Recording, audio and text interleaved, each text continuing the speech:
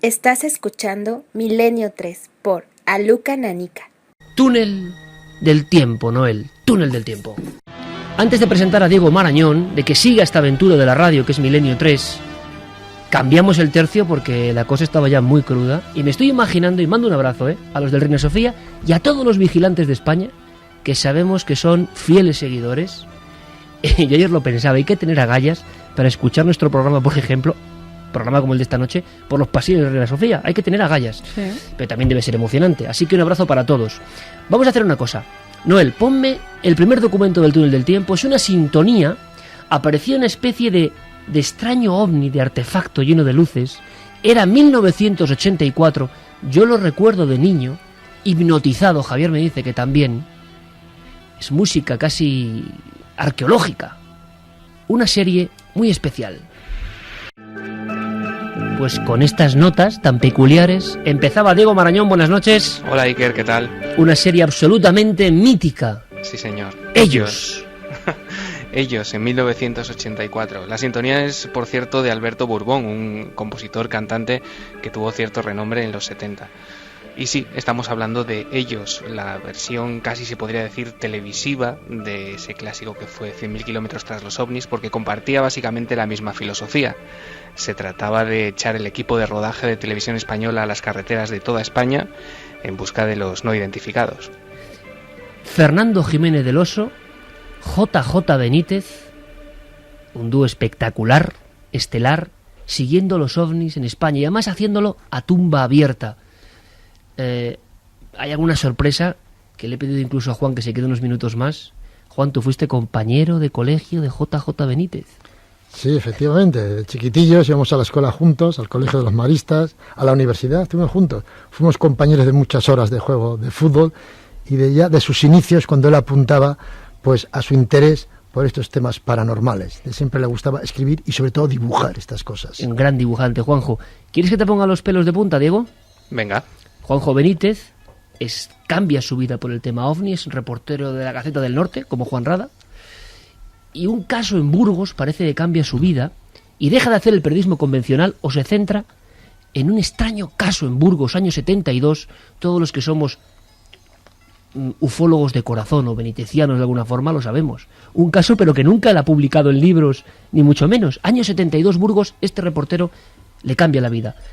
Juanjo llegaba de Bilbao a Burgos y Juan, tú también estabas allí. Sí, efectivamente, coincidió que yo entonces trabajaba en La Voz del Castilla, que era un periódico fundado ya por el presidente de las Cortes del Consejo del Reino, Alejandro Rodríguez de Valcárcel, y que tenía su impacto en aquel momento, ¿no? Y entonces pasó ese fenómeno, pero allá en Burgos pasó desapercibido porque la gente, tema de ufología, de parapsicología, de sucesos, eran muy dados a que no se difundieran, ¿no? Y llegaste casi con Juanjo al mismo tiempo, sí, a cubrir la noticia. Por las afueras, hacia la carretera de Bilbao.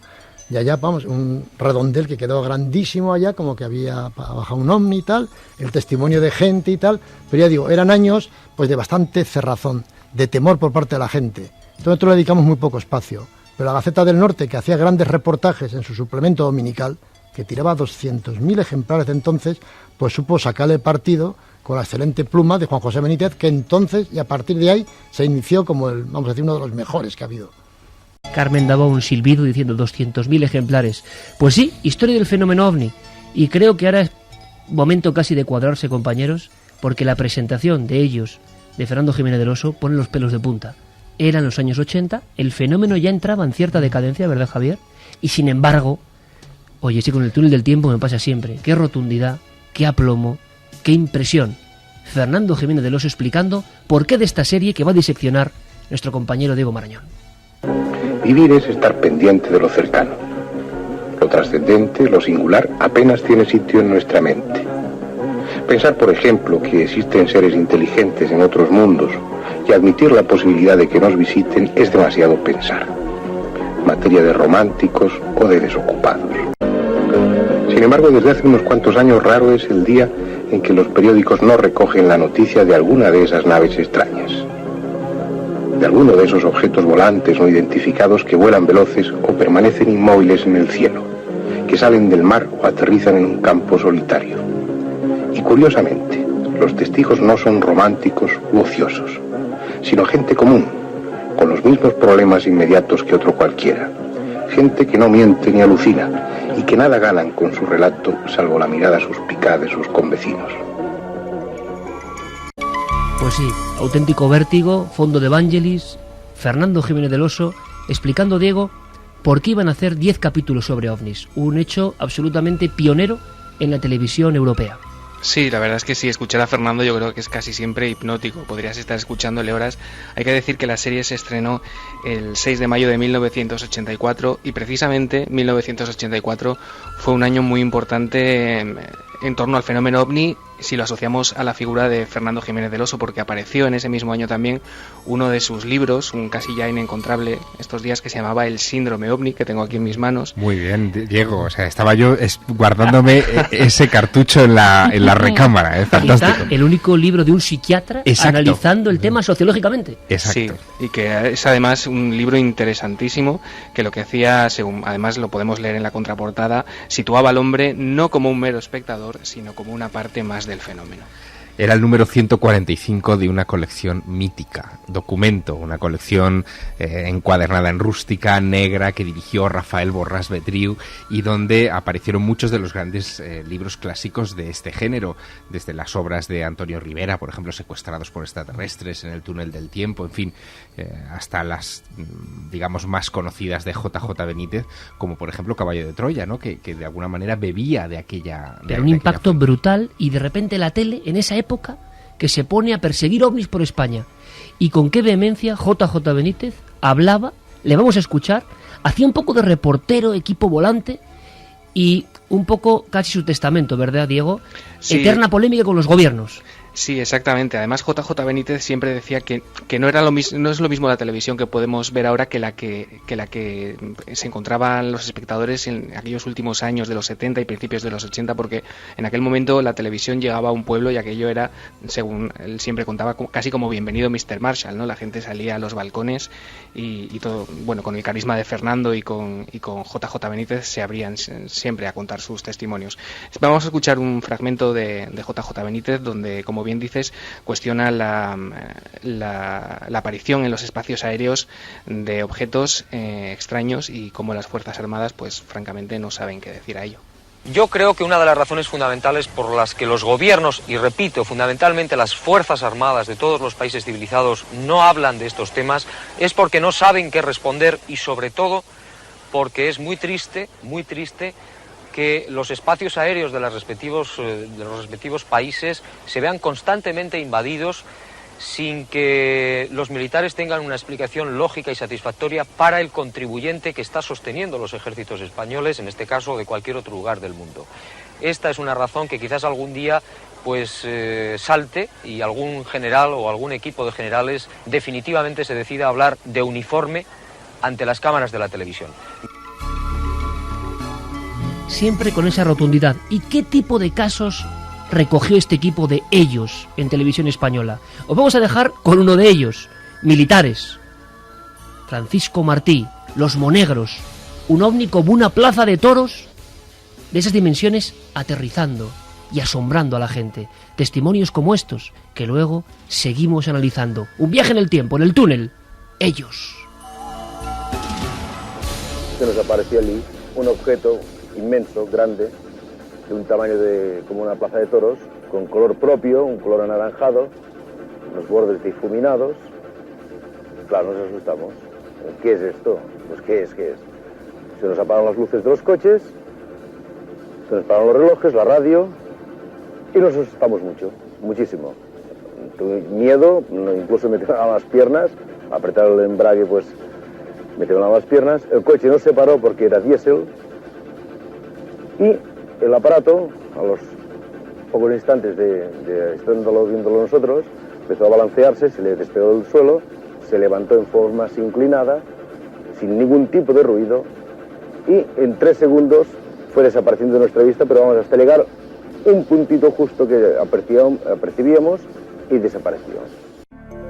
3 y 7 minutos, nuestro viaje a la nostalgia continúa con sonidos, con documentos. Terminábamos la segunda hora del programa con esa plaza de toros luminosa parecida en los monegros que se elevaba, y un grupo de militares eran testigos asombrados de la presencia física de algo que eran los ovnis. Sin embargo, en la tertulia de siempre y fuera, lo decíamos, era un momento en que ya el asunto estaba de capa caída, y sin embargo también Televisión Española decide ponerse en marcha.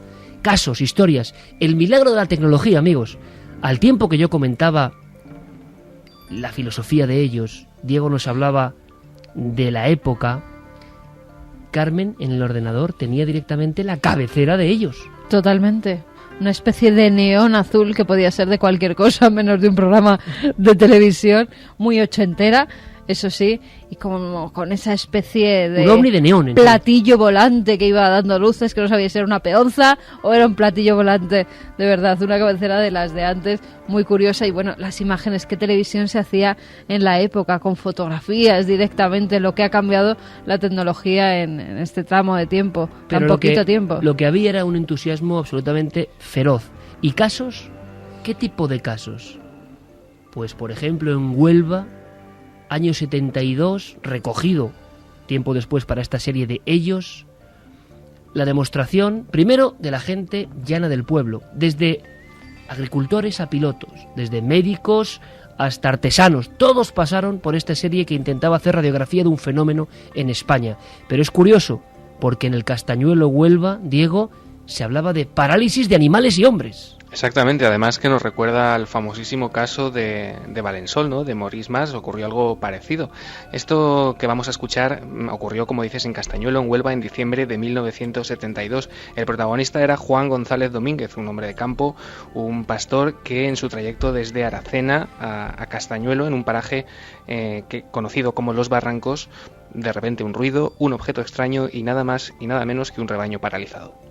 El 15 de diciembre de 1972 tuvo lugar en esta zona solitaria de los llanos, a 4 kilómetros de Aracena y 2 aproximadamente de la aldea del Castañuelo, un hecho realmente insólito. Lo protagonizó Juan González Domínguez, un pastor de 52 años, que, bueno, él mismo nos lo va a contar. ¿Qué ocurrió ese día? Pues ese día ocurrió que estaba yo por ahí con el rebaño, cuando oí una explosión en la carretera, miré y vi de que se aposó un objeto.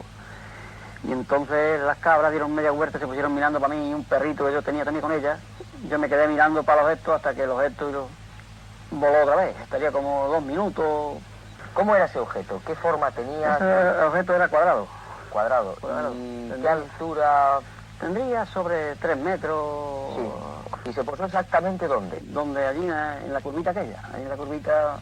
¿Y qué? Dice usted que quedaron como paralizados. Sí, no, dieron media vuelta, se quedaron quietas todas, como si una cosa como aletargada.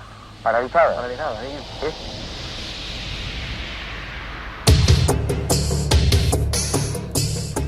Y lo más curioso, de los testigos más humildes, y no por ello quizá más alejados de la realidad, hay que decir que también fueron hasta las máximas autoridades gubernamentales, y lo veremos.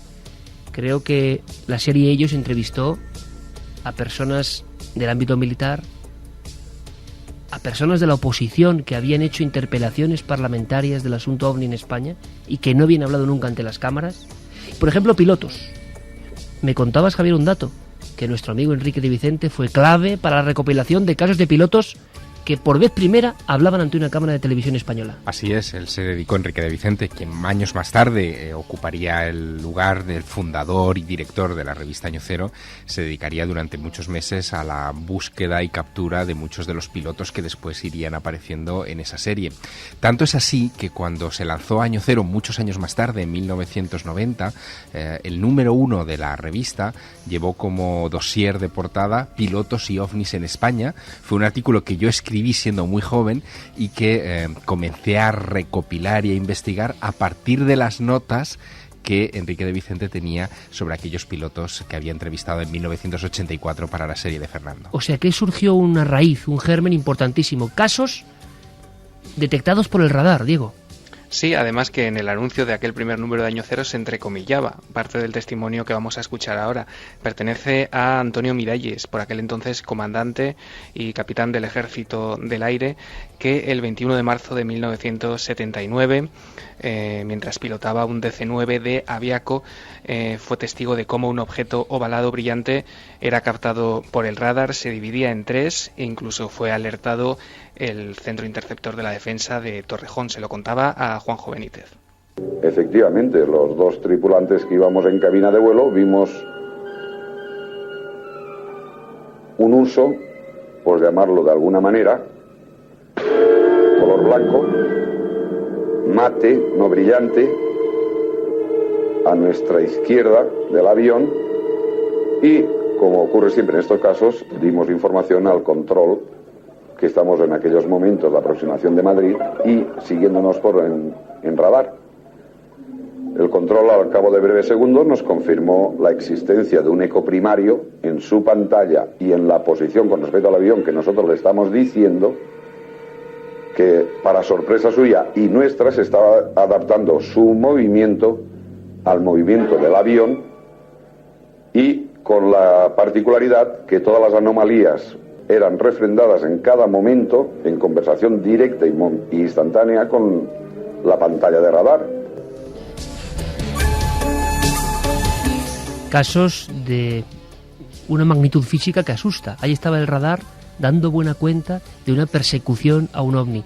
Claro, es que ahora es poco comprensible, yo creo, el impacto en la España del 84 de un piloto vestido, comentando, o sea, con su traje reglamentario en ocasiones, comentando estas cosas de una forma natural, que lo habían vivido, que había incluso informes. Por cierto, Carmen, si alguien recuerda la serie Ellos, vamos a ver si hay personas que recuerdan el paso en televisión española de esta cosa tan concreta. 10 episodios que fueron fundamentales y que tienen su reflejo también en libros como Televisión Española Operación OVNI.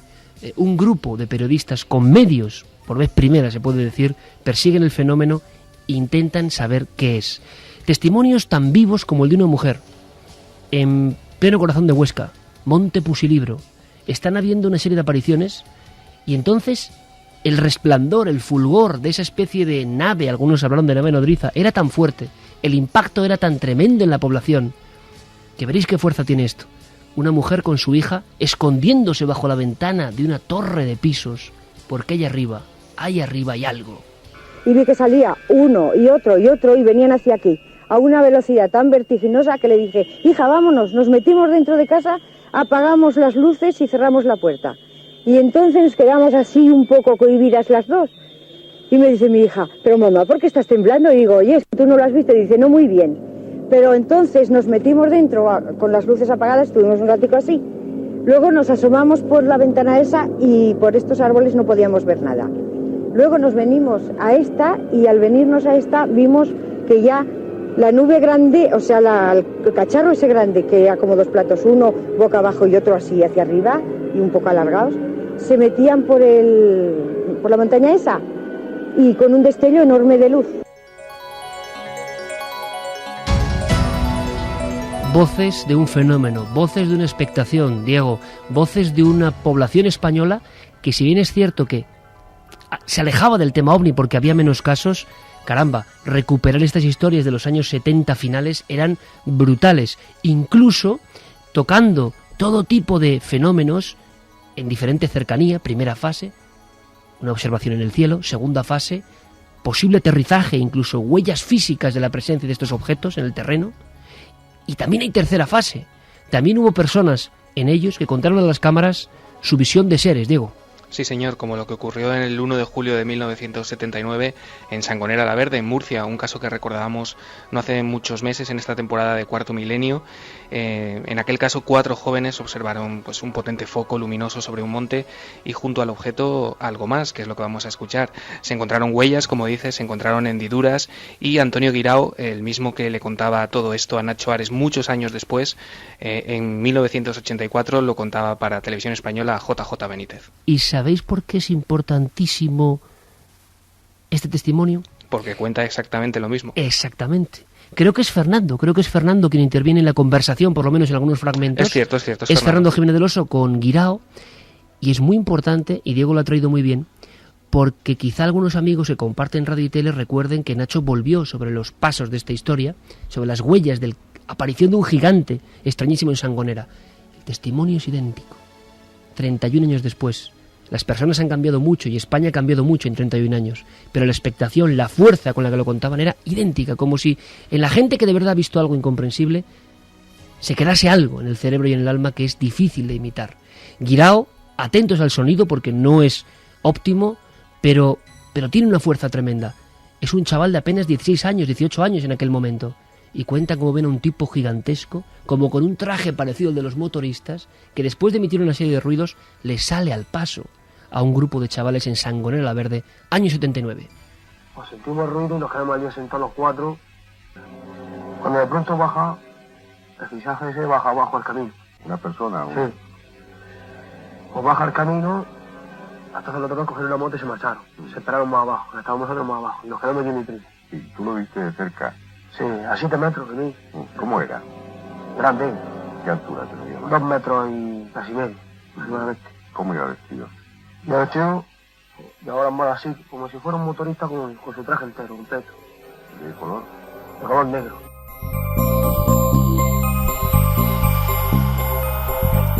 Yo no sé vosotros, compañeros, Carmen, Santi, ver un testimonio y que es un calco de lo que repiten ahora 31 años después, yo creo que impresiona, porque aparentemente es un absurdo. Pero no sé qué opináis, porque a mí de verdad esto me deja, no ha cambiado apenas nada el testimonio. Yo creo que tiene que ver con el impacto emocional de lo que vieron, y eso nos lo encontramos no solamente en el caso de Sangonera la Verde, sino cada vez que reencuestamos uno de estos casos importantes, incluso los pilotos, que antes escuchábamos el testimonio de alguno de ellos, cuando años después son reencuestados, son reentrevistados, vuelven a contarlo con la misma estupefacción que lo narraron por primera vez, porque es algo único en sus vidas. No todos los días uno se encuentra con un gigante en Sangonera la Verde, ni con un objeto volante no identificado en el morro del avión, ni se enfrenta a la censura militar, ni a las 1001 facetas que presenta el misterio de los ovnis. ¿Hay personas que recuerdan esta serie? Por el momento no. Pocas. Parece que tenemos público muy joven esta noche porque yo tampoco me acuerdo, Quizá, yo no sabía ni que existía. Para refrescar memoria, quizá habría que matizar que Ellos fue una especie de subserie dentro de La Puerta del Misterio, que se emitía entonces en la segunda cadena, en el UHF. Es verdad, dentro del programa había una sección que era un pequeño programa y que contaba cosas tan increíbles como un caso muy querido, por cierto, para nosotros, porque es un caso de impredecibles consecuencias físicas. Terror en una familia, hora de la siesta, soledad en una dehesa, y de repente llega una especie de embudo de fuego, de embudo de la destrucción. Las primeras imágenes, los primeros testimonios surgieron en Ellos, Diego. Sí, además es que es un caso alucinante, uno de los más impresionantes, ¿no?, de los que hemos tenido noticia. Ocurría el 6 de septiembre de 1980 en Torrejoncillo, en Cáceres, en la finca Cuatro Cuartos, custodiada por la familia Salgado. Aquel día se escucha un estruendo y de repente aparece un fenómeno devastador, una especie de torbellino de fuego. La primera noticia a nivel nacional la da el corresponsal de Radio Nacional de España en Coria, Pedro José Yerpes, y el equipo de Fernando Jiménez del Oso se acerca hasta Torrejoncillo para entrevistar a los testigos que cuentan su vivencia a las cámaras. Saturnino Mendoza, reportero en aquel momento, colaborador del programa, casi después de ocurridos los hechos, está recorriendo una finca que ha sido aniquilada por un objeto de extrañas dimensiones y extraño comportamiento. Hay animales quemados, habrá un informe de la Guardia Civil, escucharemos fragmentos de los asustados miembros de la familia Salgado que lo pasaron muy mal con esta historia. Sonaba así en televisión española, con unas imágenes de impacto, animales cocidos realmente en el terreno. Si bien es cierto que a veces los ovnis se muestran como fantasmas inmateriales, en otras ocasiones arrasan medio pueblo a su paso. Por ejemplo, para los habitantes de Torrejoncillo no hay ninguna duda de que los ovnis son un hecho real, físico, y que incluso a veces es conveniente mantenerse a una distancia prudencial de ellos. Más o menos lo que vino a suceder es la extrañeza de una familia que se encuentra completamente tranquila y tras oír un enorme ruido sale y se encuentra con un fenómeno totalmente desconocido para ellos, como podría ser una enorme llama de fuego, que ellos la describían perfectamente como de color del butano, que con un estruendo tremendo comienza a avanzar por la finca y la comienza a incendiar. El fuego salió de allá, aquellos altos, de enfrente del todo. Salió y dio para allá así una vuelta al alto. Cuando vino hacia abajo fue cuando nosotros nos marchamos. Y la gallinita pues estaba aquí y ahí estaba el gallinero y cuando vinimos estaba ahí la fuerza de la gallina allá atrás toda asfixia. Los excrementos de animales acusados por una extraña radiación y un gato que saltaría a la prensa con las orejas completamente quemadas y un aspecto totalmente lamentable. Esto es, de una manera muy breve, algunos de los pequeños daños y del caos que sufrió esta finca en aquel 6 de septiembre del año 80. Pura historia de los ovnis españoles. Un equipo de televisión durante varios meses recorre caminos, entrevista a personas, se acerca a un fenómeno incomprensible. Uno de los hitos de este trabajo es llegar incluso a Fernando Múgica Herzog, Enrique Múgica Herzog, que hizo una interpelación parlamentaria por una serie de hechos increíbles que tienen que ver con ovnis, Diego. Llevan el fenómeno al Congreso de los Diputados y es increíble, pero Múgica es entrevistado por las cámaras de ellos y habla del fenómeno ovni sin tapujos. También tuvo que ser un impacto.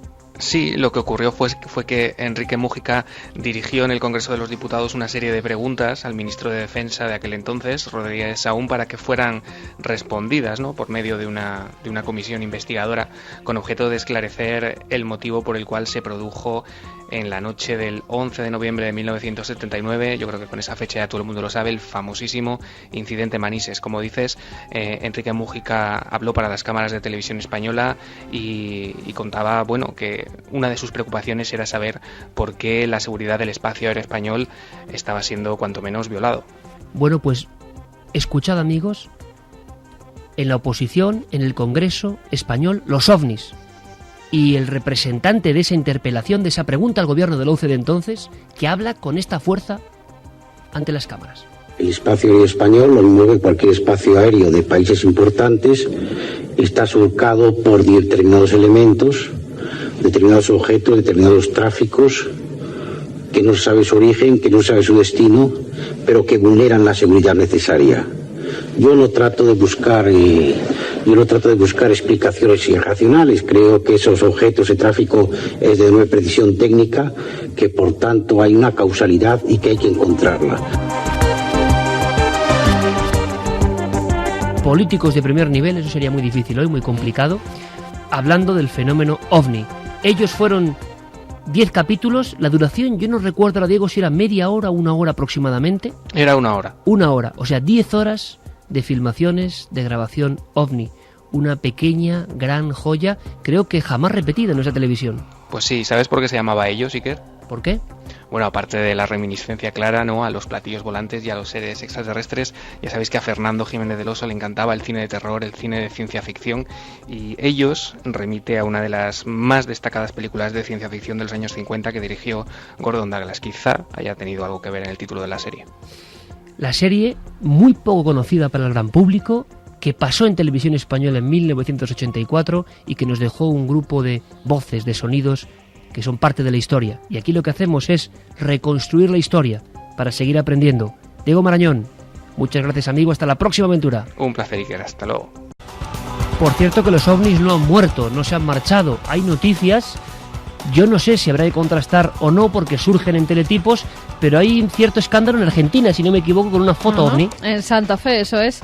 Un reportero gráfico, Gastón Garnier, un chico de 26 años, pues se encontraba el 10 de diciembre tomando una serie de fotografías de una especie de orquesta que iba a tocar en la plaza de Venado. Él empezó a probar su cámara mientras esperaba a que se reuniera todo ese grupo folclórico. Iba a haber un eclipse y empezó a probar con la luna, con su objetivo. Disparó varias fotografías y en la quinta de ellas aparece una especie de Y, como con dos luminosidades a los lados. Esta es la fotografía. La gente que la veía dice que en un principio, cuando está tomando las imágenes, que no es consciente, que no la ve, pero la gente a la que se la enseñó decía que era una fotografía muy rara. ¿Y qué hace él? Pues por internet la manda a la Goddard Space Flight Center de la NASA.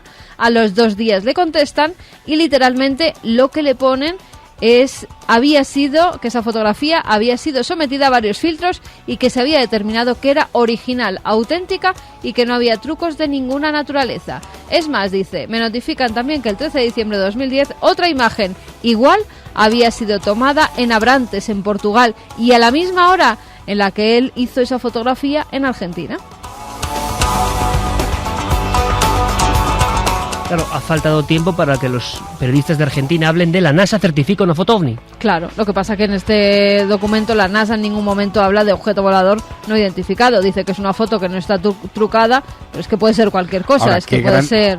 Qué gran lección también nos están dando a nuestras instituciones en este país. Yo estoy seguro que mandamos una fotografía al Ejército del Aire o a cualquier otra institución y se pierde. Exactamente. Allí contestan todos, sí, en Estados Unidos. Luego lección. Cuando desclasifican los documentos se ve que a todos le contesta lo mismo, pero por lo menos contestan.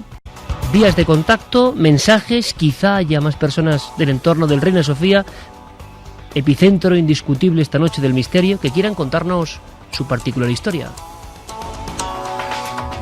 Por cierto, que me soplan por aquí que quizá aparezca un curioso personaje ahora.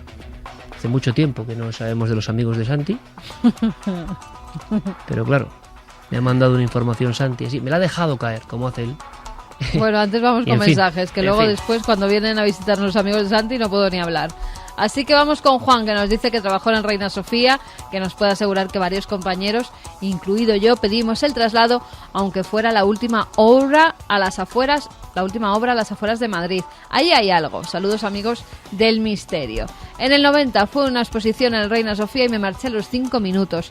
Escuchaba gritar a un hombre el nombre Atanasio, pero no vi a nadie gritar. Atanasio. Santiago de la Cruz nos dice: hola amigos de Milenio 3, hace algún tiempo estuve en el museo y tal como entré sentí algo muy extraño, como un frío que me recorría la espalda. No vi nada fuera de lo normal, pero sí es verdad que sentí algo muy extraño. De hecho no me acuerdo ni lo que vimos en la visita, pero me encontré mucho mejor cuando salimos de allí. Casualidad, no sé, pero cuando tantas personas hablan de cosas similares, por algo será. Con ese historión de hace 400 años puede aparecerse cualquier fenómeno, no trabajar allí por nada del mundo, nos decía Manolo, que es vigilante. José Luis Abad, el Reina Sofía es el edificio insignia de la parapsicología española. Su historia es nuestro misterio. El alma del edificio está impregnado de su pasado atroz. Siempre perdurarán sus lamentos. He visitado Madrid muchas veces, pero solo una, el Museo Reina Sofía, y tuve que salir del edificio a la media hora. ¿Cuánta gente comparte esta visión, no? Qué curioso. No he vuelto a sentir una náusea similar. Victoria desde Montevideo, no sé si habrá apariciones, pero cuando fui el año pasado no me sentí a gusto. Es más, no lo recorrí completamente. Me daba una atmósfera muy, muy rara allí. Es un lugar intrigante. Pero esto es curioso, chicos, porque da la sensación de que está escribiendo gente, incluso de otros países, que ha estado puntualmente en la Reina Sofía y que igual no conocían la historia que había detrás. Y ahora quizá interpretan su sensación, ¿no? Nos dicen también Eva Garzú que trabajó en el servicio de limpieza durante 3 años y siempre en el turno de noche. Nunca he pasado tanto miedo como en el Reina Sofía. Sé que allí hay algo raro, pero nunca he sabido cómo explicarlo, sobre todo en la parte antigua. Pues agradecemos muchísimo a estas personas y con nombre y apellidos quizá quieran colaborar con este trabajo para recuperar la esencia, ¿no?, de la verdad, lo que hay ahí. Gracias, porque sabemos que cada paso para romper el silencio con el tema del misterio es un paso de valentía. Y aquí nos dice que a su marido le operaron allí con 10 años en el año 55 y dice que vio una monja que estaba en su habitación rezando y al comentárselo a otra monja le dijo que allí no había ninguna monja tal y como lo había descrito ese niño. Una monja quizá vestida con un traje más antiguo, por lo que intuyo. Nos preguntaba Carmen de Málaga si es verdad que también está allí el espectro de una niña que llama a su madre. No hemos sabido de ello, la verdad. ¿Es verdad que Ataulfo predijo una desgracia a uno de los vigilantes jurado y al poco murió un familiar de este vigilante? Nos preguntaba Férez. Eso no, lo que hemos sabido es alguna tragedia terrible, ¿verdad? Como esa escena que a Santiago Camacho le impresiona especialmente del jefe de cámaras. Y parece que hay grabaciones ¿Dónde están esas cintas? Sería otra historia de conspiración española, ¿no? Ese sería un auténtico expediente X. Las cintas perdidas de Reina Sofía. Pues a lo mejor hay algún armario ignífugo con su llavecita, no digo en el propio museo, sino en otro centro oficial, donde quién sabe si están esas grabaciones de vídeo. Luis González nos dice, estando de visita allí, las sensaciones de una gran intranquilidad, como si hubiera alguien que te vigilara. Solo de recordarlo se me eriza el cabello, indescriptible. Encarni de Lucena dice que no se puede edificar en todos los sitios, ni utilizar los edificios sin saber su historia, que luego ocurren estas cosas. Manuel, que es vigilante, que está custodiando una instalación que él solo y que impresiona. Mensaje típico de los vigilantes, pero están ahí atentos, ¿eh? Impresiona oír el programa de hoy a oscuras y solo con su linterna. Bueno, ¿por qué no entonces damos otro giro más? Sí. Y hablamos, quizá no él tenga que sonar el piano, ese piano majestuoso, ese piano que muchas veces nos trae la conspiración, nos trae los documentos que nadie cuenta. Está gente preparando varias cosas, algunas que tienen que ver con la crisis, por cierto. Hay muchas teorías de quién ha originado la crisis y por qué. Si es algo artificial, si a alguien le interesa a nivel global. Está trabajando Santi en muchas cosas, incluso tienen que ver con los alimentos. Esto da bastante miedo, ¿eh? En fin, las noticias paralelas de Santiago Camacho. Pero hacía mucho tiempo que no llegaban aquí estos personajes, los amigos de Santi Camacho. Es una sección, tengo que recordarlo, porque hace mucho, como digo, que no pasan por este estudio 1 de la cadena SER. Son amigos que, primero, han hecho libros, han hecho trabajos, han sido aceptados, han tenido incluso cierto éxito, pero lo que sería la bizarrez de sus postulados nos impresiona, ¿no? Son cosas tan increíbles, es como el último salto mortal en teorías de la conspiración. Santi me dejaba caer algo, lo he dicho antes. Me quedé boquiabierto. Y es momento de que lo sepamos. Hay un nuevo amigo, casi llamando a las puertas de la radio.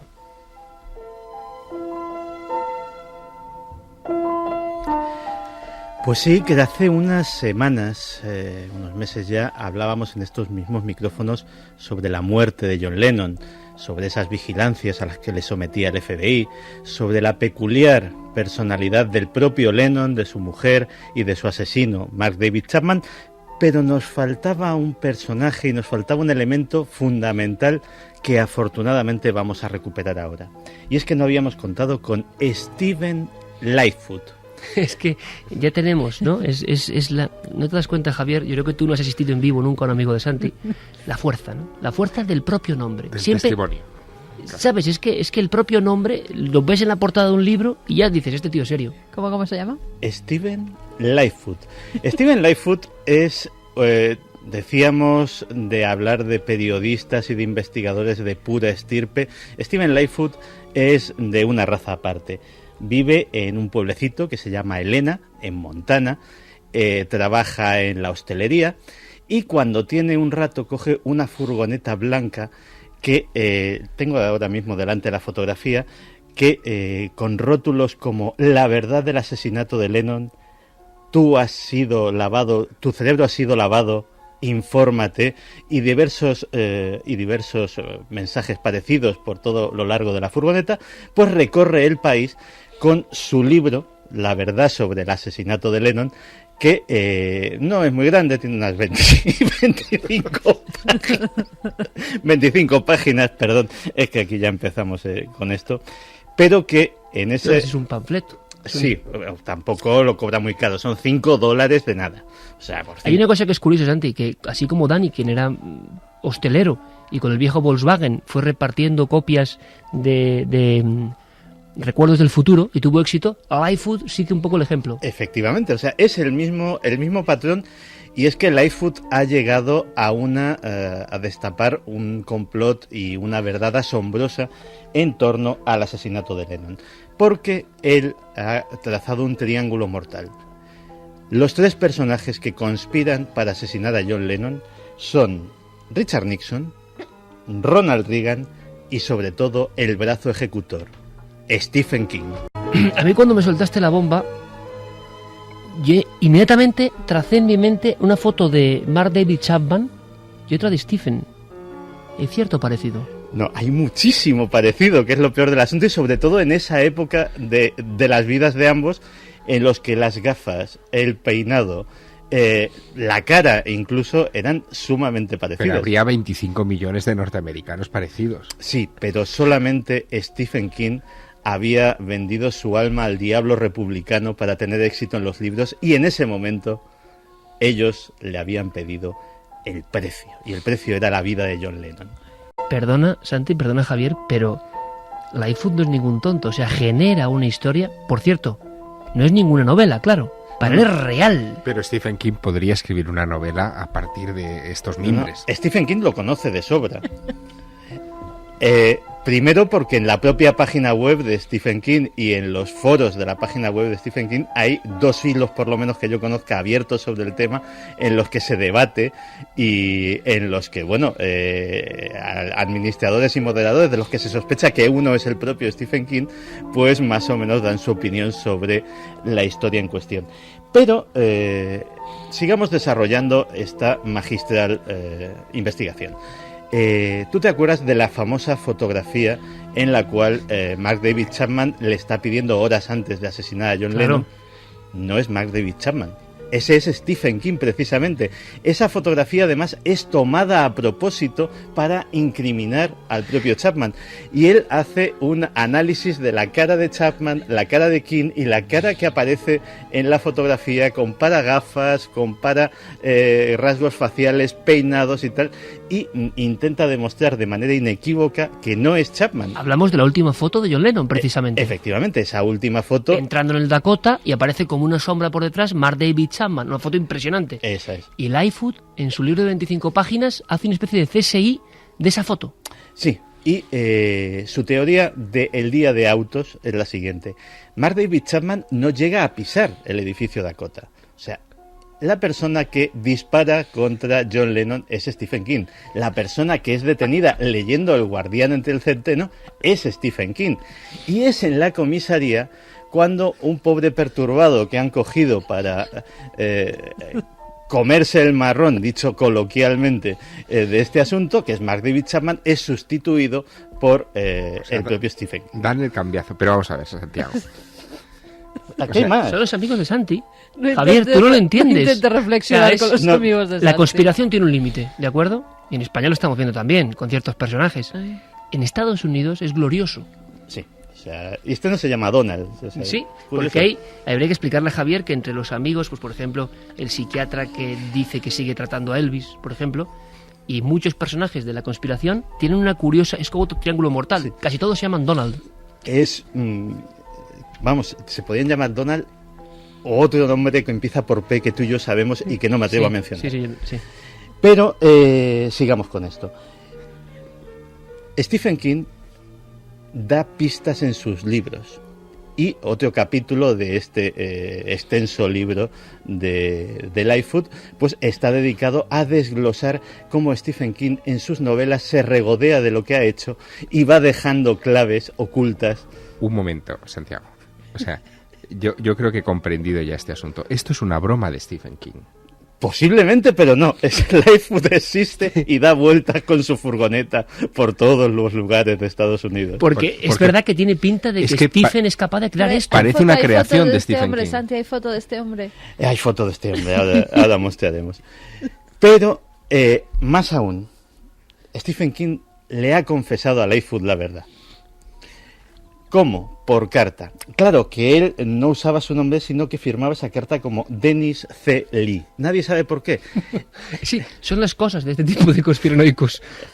Lightfoot se convierte en Dennis C. Lee, sin más. Stephen King se convierte en Dennis C. Lee para amenazar a Lightfoot, confesarle la verdad, matar a su padre, al padre de Lightfoot, en un accidente de avión que le sirve de advertencia. Y, claro, ¿cómo sabe Lightfoot esto? Porque la letra de Dennis C. Lee y la letra de Stephen King son virtualmente idénticas. Ha hecho análisis caligráfico. Por supuesto, o sea, estamos hablando de un tío meticuloso. Con lo cual, pues digamos que muy por encima, porque insisto que una obra de tal extensión es difícil de resumir, pues tenemos la teoría. Pero la genialidad de Lightfoot va más allá. porque LifeFood en su página web abronca a sus lectores y les dice, bueno, más que abroncar a sus lectores, abronca a sus no lectores, porque dice que vuestra apatía os hace cómplices de esta atrocidad. Comprad mi libro, son solo $5. Y no solamente contento con eso, incluso solicita públicamente un filántropo que le apoye para llevar a Stephen King a los tribunales, con lo cual promete que ganará como poco en cuestión, el filántropo en cuestión, $5 millones el primer año. Es el cálculo que ha hecho de lo que pueden sacar de todo este asunto. Pero me he dado cuenta, Santi, que en algunos de los personajes que has traído de cuando en cuando, que han vagado por esta galería, repito, todos reales, todos con libro publicado.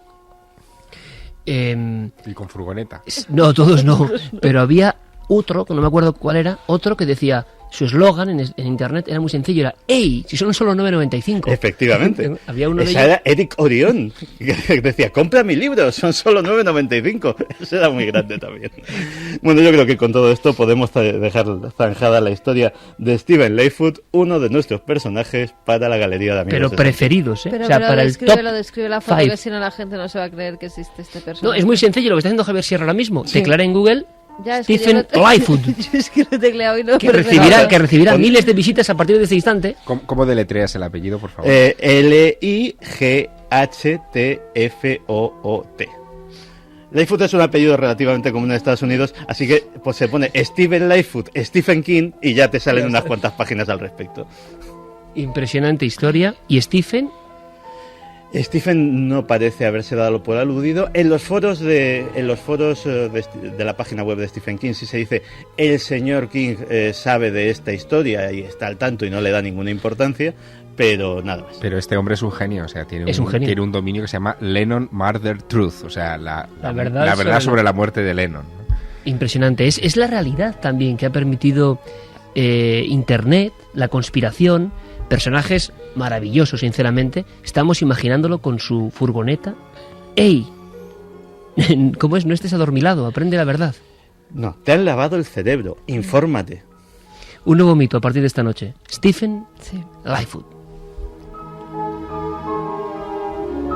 Regresaron, lo pedían muchos amigos, los amigos. Solo Santi Camacho puede estar en esos hilos, siguiendo la pista de estos personajes. Hombre, y descomprimiendo un poco. Stephen King, algunas imágenes. Es igual que David Chapman. Si yo lo pensé. O sea, si es que. Y yo soy un gran admirador, como aquí todos creen de Stephen King. Ha cambiado bastante. Pero es que la cara es la misma que Chapman. Estaba un poquillo más. Más rollizo. ¿no? Más rollizo. Bueno, vamos con efemérides. Vamos también a correr un tupido velo sobre la increíble historia de Lightfoot. Efemérides, tal día como hoy, un día de abril como hoy, pasaron, es que estoy, claro, me están sorprendiendo ahora con una foto a traición de Lightfoot, no puede ser. No es Lightfoot, es Stephen King. Ya nadie sabe, o sea, ni es Lightfoot, ni es Stephen King, ni es David Chapman, es triángulo mortal. Vámonos con efemérides, ocurrió tal día como hoy. 17 de abril de 1624, la Beata Mariana de Jesús muere en Madrid. Desde entonces su cuerpo permanece incorrupto en el convento de Don Juan de Alarcón. Sangre y aceite emanan de su piel que parece viva. Y un olor dulce hace desvanecer a todo el que los visita. Dicen que muchos de estos cuerpos llevan años o incluso siglos con esta vívida apariencia. Muchos creyentes creen que son un milagro de Dios. 17 de abril de 1790, fallece el prolífico Benjamin Franklin, más conocido por ser el inventor del pararrayos. Domesticó al rayo y construyó la primera batería del mundo. Creó un instrumento que inspiró a Mozart, una moneda a prueba de falsificadores y una estufa capaz de combatir los inviernos más fríos. Este padre fundador fue uno de los grandes científicos de su época y un inventor cuya visión sigue brillando hoy en día. 17 de abril de 1912, la prensa especializada se hace eco de un insólito hecho. Se produce un eclipse solar total, tan solo unos días después del hundimiento del Titanic. Que aquellos que han tenido la oportunidad de ver un eclipse total, la impresión que le queda a uno es una impresión inolvidable, porque son fenómenos que desde luego suscitaron siempre una enorme curiosidad entre la gente en algunos casos porque presagiaban desde luego acontecimientos, en unos casos positivos, en otros negativos, y la historia nos riega con numerosas historias vinculadas a estos acontecimientos astronómicos notables. 17 de abril de 2007. 33 personas mueren en Virginia Tech. El autor de la masacre fue el surcoreano Cho Seung-hui. Tuvisteis cientos y billones de oportunidades y formas para evitar lo ocurrido hoy, pero decidisteis derramar mi sangre. Me obligasteis y solo me disteis una opción. La decisión fue vuestra. Ahora tenéis sangre en vuestras manos que nunca se limpiará. 17 de abril de 2003, la efeméride de Milenio 3. La nave del misterio realizaba un repaso por algunos de los grandes enigmas de la Iglesia, entre ellos la antigua película del padre Manuel Soria. Aquello era increíble. Vimos una película donde con un prólogo de sacerdote de Manuel Soria, donde nos explicaba un poquito la vida de una persona que yo jamás he oído hablar de ella, la Madre María Luisa. Pues una película donde se veían hechos increíbles, hechos que hoy en día pues no se ven, y que pues son, por ejemplo, los estigmas de una señora que está tumbada en la cama, que está sangrando, una llaga impresionante en el costado, donde incluso uno de los testigos que estaban allí presenciando las escenas pues llega a colocar la mano dentro de la llaga, y pues puedo contar más cosas porque es increíble. Después de las risas y de la descompresión con el amigo de Santiago Camacho, un tema más serio, aunque hay quien dice que la historia tiene poco de seria, que siempre cuando llega la Semana Santa pasan estas historias, estos acontecimientos, estos hallazgos. Se vuelve a hablar, porque el año pasado ya ocurrió, de los clavos de Jesús de Nazaret. Y siempre hay un personaje por en medio, que es Sincha Jakobovich, que es un periodista que en esta ocasión, después de haber buscado en Jerusalén la tumba perdida de Jesús, que dio a conocer con un gran hallazgo, pues ahora dice que Caifás fue enterrado con los clavos de Jesús y que los ha encontrado en la tumba de Caifás. Caifás es un personaje que viene en los evangelios como la persona que entregó Jesús a los romanos. Eso es. Dicen que después se arrepintió y entonces, al ser enterrado, guardaron 2 de los clavos de Jesús y que le han enterrado con ellos. Esta es la hipótesis que lanza. ¿Y los muestra? Los muestra. Dice que los arqueólogos que encontraron esta tumba pues no le dieron importancia a ninguno de esos clavos, pero que él cree que su familia los metió dentro de su tumba para decir que se arrepintió al final de ese error que había cometido y que al final se había convertido. O sea, los guardó como reliquias, incluso Exactamente. Él. Opinión rápida, compañeros, pero siempre en estas fechas, y Jacobovici siempre rondando. Yo creo que ha dado un giro mortal en su carrera y en su credibilidad. ¿Giro mortal? Sí, porque al saltar con esta historia una vez más, coincidiendo con una Semana Santa, tratando de impulsar un documental que es el que realmente está detrás de esta operación, de estas declaraciones, lo que está haciendo es... de la crucifixión, exacto, lo ha llamado. Lo que está haciendo es retirar la credibilidad también en sus acciones anteriores. Con James Cameron hizo, por ejemplo, El Éxodo descifrado, que estaba bastante bien, pero que claro, llegaba como documental ficción de alguna forma, dicen algunos. Pero luego vino La tumba de Jesús, que es fuerte, Talpiot, se queda en nada, porque el asunto se queda en nada, y ahora los clavos de la crucifixión. Pensemos que él es judío y que la figura de Jesús le pilla como un poco, en fin... Hay quien habla de campaña, Javier, interna. Exacto, un poco de rondón, y quizá lo que ha intentado es ir minando la credibilidad de ciertas creencias del cristianismo. Por lo tanto, yo me lo tomaría, casi como una broma.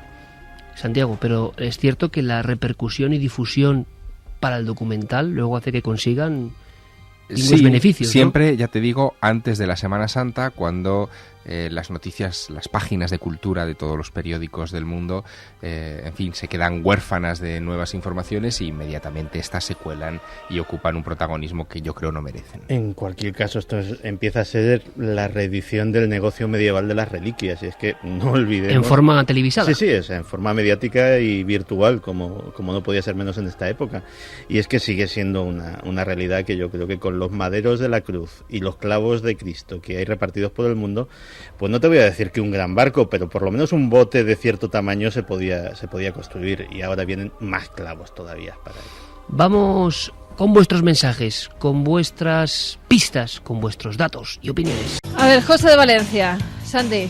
Que necesitan comprar el libro de Life Claro, Food. lo entiendo, lo necesitan, no quieren, lo Informarse necesitan. Ya, si se puede comprar por internet, que eres muy grande, Santi. Por supuesto, pero Lifefood no acepta transferencias ni PayPal, hay que mandarle el dinero en un sobre. Efectivamente. Qué tío más grande. Qué tío más grande. Javier Almenar dice: ¿cómo se puede contar en un libro de 25 páginas tantas cosas? ¿Qué tipo de Con letras? ilustraciones, ¿eh? No, lo que realmente Times Roman curioso 4. es que si te encuentras la furgoneta no tienes que leerte el libro, porque en los cristales de la furgoneta tiene prácticamente pegadas todas las páginas, con lo cual te das una vuelta a la furgoneta y ya tienes toda la información. Mal asunto de marketing, el amigo Lifefood. Lifefood es un sacerdocio lo suyo, es una cruzada, entonces el dinero no es importante. ¿Y en qué hostal o restaurante está Lifefood? Ahí está la pregunta. Claro, él curiosamente tiene en su página web una biografía de donde he sacado, que es casi más extensa que el libro, y en la cual dice: me dedico a la hostelería en diversos trabajos, camarero, cocinero, lavando platos, con lo cual no es exactamente el caso de Daniken, ¿eh? Pero es que nos decía que bueno, cuánto tiempo sin los amigos de Santi. Y Vanessa, que decía: mi teoría respecto al singular, por decir algo, amigo de Santi, es que se la tiene jurada a King desde la lectura de su libro It. Le provocó courofobia, miedo a los payasos, Claro. y entonces quiere ir contra él. Un saludo milenario. Es que ha habido fans muy peligrosos con el tema de King, ¿verdad? Es un hombre que ha tenido seguidores y todo lo contrario, ¿no? Insultadores casi profesionales a raíz del éxito. Los riesgos de ser muy leído. Exactamente. Uy, ten cuidado, Javi. Ten cuidado. Nos lo has puesto, vamos, en bandeja. Vamos con los ganadores de ese libro de Juan Rada, que os va a enviar dedicado. Javi desde Burgos, que nos decía: aunque Burgos sea una tierra con mucho misterio, la gente siempre esquiva estos temas, pero aquí habéis conseguido conquistar a un burgalés y sois culpables directos de que ahora estudie criminología. Pues Oye, un pues libro mucha suerte. para que aprendas mucho de Juan Rada para ti. Bueno, la semana pasada en Cuarto Milenio hubo unos cuantos burgaleses y pura cepa, digo yo siempre, en Burgos, ¿eh? Al pan pan y al vino vino, y cuentan las cosas con una claridad asombrosa. Ah, creía que iba a decir muchos crímenes, que también. No, con también ha ese habido torso, alguno. También ha habido alguno. Ese torso que Sí, fue sí. denso, ¿eh? Eva Cargu nos dice: hola a todos, yo trabajé en el servicio de limpieza durante 3 años y siempre en el turno de noche. Nunca he pasado tanto miedo como en el Reina Sofía. Y también otros para Jesús, que nos decía: cada vez que paso por delante del Museo Reina Sofía se me ponen los pelos de punta a recordar lo que vi hace algunos años. Fuimos de viaje de fin de curso a Madrid, tenía 15 años, ahora tengo 26. Nos llevaron a varios museos, entre ellos al Reina Sofía. Recuerdo que en ese momento había una exposición de Dalí. Al entrar a una de las salas me quedé helado porque vi a unos hombres maniatados, encadenados a la pared. No pude entrar en esa sala. Después he ido muchas veces al museo y ya nunca he visto nada, pero sí he sentido sensaciones bastante inquietantes. Curiosamente es que eso coincide a la perfección con la visión que tuvo Paloma Navarrete, que Sí, además señor. comentaba que en una de las visiones que tuvo vio una escena dantesca en la cual es uno de los encadenados le arrancaba un trozo de mejilla a otro. Y eran dos de un bocado. encadenados. Efectivamente. Qué cosa más curiosa. Pues esos son los ganadores, Iker. En esta semana recibirán los libros firmados por Juan Rada y vamos con más. ¿Y la encuesta, mensajes. por cierto? Ah, la encuesta. Claro, Pues, ¿cómo ha quedado el tema? Porque era increíble el tema fantasma. Espérate que la abra. Decir fantasmas, ya en esta mente tan lógica que todos más o menos hemos ido adaptando, como que repele, ¿no? O da un poquito de... Pero los datos ahí están. Pues que la gente piensa que sí que hay fantasmas en el Reina Sofía, un 72,3% frente a un 27,7%. Yo creo que lo importante de esta noche, más que el fenómeno, que parece que es claro que está ahí, que tiene una naturaleza ligada a un pasado terrible, es cómo hemos vuelto a comprender y a conocer que desde dentro, cerrazón, censura, tabú, prohibición, y claro, cuando el fenómeno es tan grande, al final siempre se hace la luz, siempre los resquicios muestran pues un poquito de apertura y llegan los datos. Seguramente lo que ha pasado, lo que ha ocurrido en las paredes de ese museo, en el interior, es todavía mucho más grave y más tremendo. A ver si logramos hacer por lo menos un mosaico, aproximarnos a esa verdad, porque yo creo que es uno de esos casos que, de ocurrir en Estados Unidos, tendría ya varias películas. Por cierto, alegría siempre del Circo del Sol para tanta gente que lo está pasando mal, con muchas apreturas. Y para Yuna, una nueva seguidora que nos está escuchando con sus papás. Nos lo contaba su mamá, que es Gloria. Nueva seguidora. Nueva milenaria llamada Yuna. Pues un programa un poco fuerte, ¿eh? Menos mal que luego se habrá reído con Santi Camacho. Me imagino que sí. Mañana nosotros desembarcamos, pero en la televisión, en Cuarto Milenio, como siempre y como cada domingo. Gracias por toda vuestra fidelidad. Santiago Camacho, maestro, un abrazo muy grande. Un abrazo muy grande. Gracias hasta mañana. por esas risas, que vienen muy bien en estos tiempos. Seguro que a mucha gente le han reconfortado. Javier, hasta la próxima aventura. Como siempre digo, mucho éxito con el Ángel, que continúe sobrevolando los cielos literarios españoles. Mañana en Zaragoza. Mañana con los mañicos. Mañana con los mañicos. Pues sí, ahí estarán seguro seguidores del programa. Caramelos de Semana Santa. Esos ladrillos, Zaragoza. Mañana nos vemos en muchas Cuarto historias Milenio, en Cuarto Milenio. Y historias de fantasmas también, es curioso. Sí, de apariciones. Es curioso. Ahora todas las noticias con nuestros compañeros para estar perfectamente informados siempre aquí en la sintonía de la SER. Hasta la próxima semana. Sed muy felices.